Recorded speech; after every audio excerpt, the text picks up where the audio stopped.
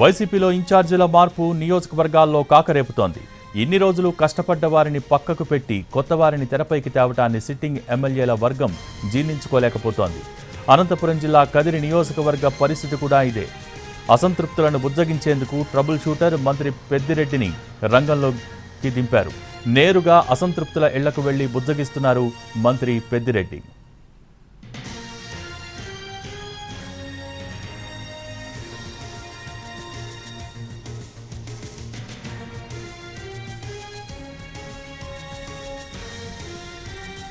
కదిరి నియోజకవర్గ sitting MLA doctor Siddha Reddy 5 ఏళ్లలో పలు అభివృద్ధి పనులు చేశారు. అయితే ఇక్కడ ఉన్న గ్రూప్ పాలిటిక్స్ సర్వేల ఆధారంగా అధిష్టానం ఎమ్మెల్యే సిద్ధారెడ్డికి చెక్ పెట్టింది.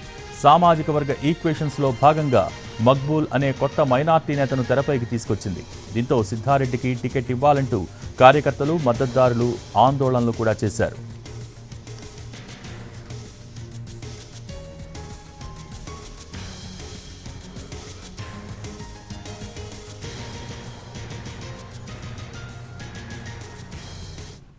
మరోవైపు మైనార్టీ అభ్యర్థి ఎంపికను వ్యతిరేకిస్తున్నారు సీనియర్ నాయకులు. అధిష్టాన నిర్ణయంపై ఆగ్రహంగా ఉన్నారు. కదిరిలో వైసీపీని 2 సార్లు గెలిపించడంలో కీలకంగా ఉన్న నాయకులంతా అలకపూనారు. మక్బూల్ యాక్టివ్గానే నియోజకవర్గంలో తిరుగుతున్నా చుట్టూ అసంతృప్తులు చేరాయి. ఈ నేపథ్యంలోనే ట్రబుల్ షూటర్ మంత్రి పెద్దిరెడ్డి రంగంలోకి దిగారు. అసంతృప్తులతో మొదటికే మోసం వస్తోందని భావించి వారందరినీ దగ్గరకు తీసే ప్రయత్నం చేస్తున్నారు. నేతల ఇళ్ల వద్దకు వెళ్లారు. నియోజకవర్గ సమన్వయకర్త మక్బూల్ అహ్మద్, మాజీ మంత్రి షాకీర్, సిఇసి సభ్యుడు పూల శ్రీనివాసరెడ్డితో కలిసి పర్యటించారు.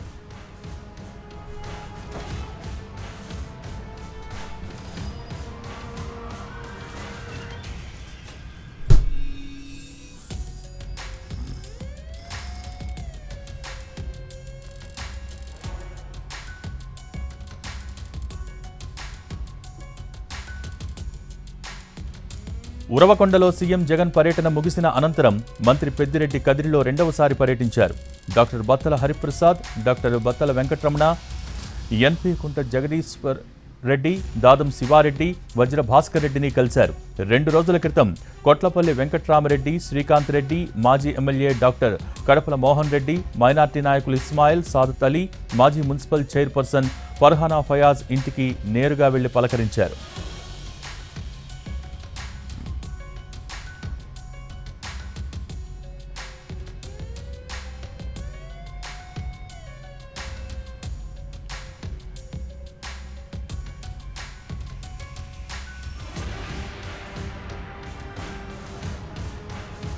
2024 ఎన్నికల్లో కదిరిలో వైసీపీ అభ్యర్థి గెలుపునకు అందరూ సమన్వయంతో పనిచేయాలని కోరారు పెద్దిరెడ్డి. అయితే పార్టీ కోసం ఇన్ని రోజులు తాము కష్టపడితే ఎవరో కొత్త అభ్యర్థికి టికెట్ ఎలా ఇస్తారని మంత్రి వద్ద కొందరు అసహనం వ్యక్తం చేసినట్టు తెలిసింది.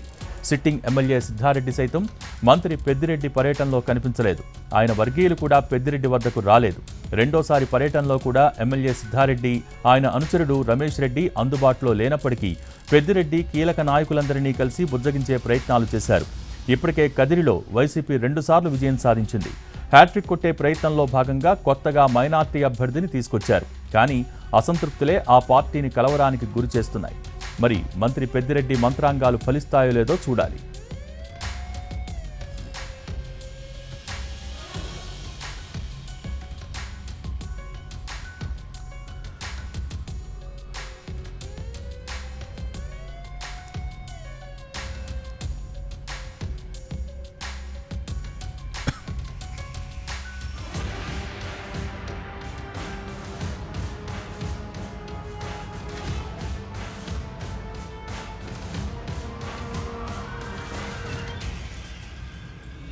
రెండు 2024 ఎన్నికల్లో కదిరిలో వైసీపీ అభ్యర్థి గెలుపునకు అందరూ సమన్వయంతో పనిచేయాలని కోరారు పెద్దిరెడ్డి.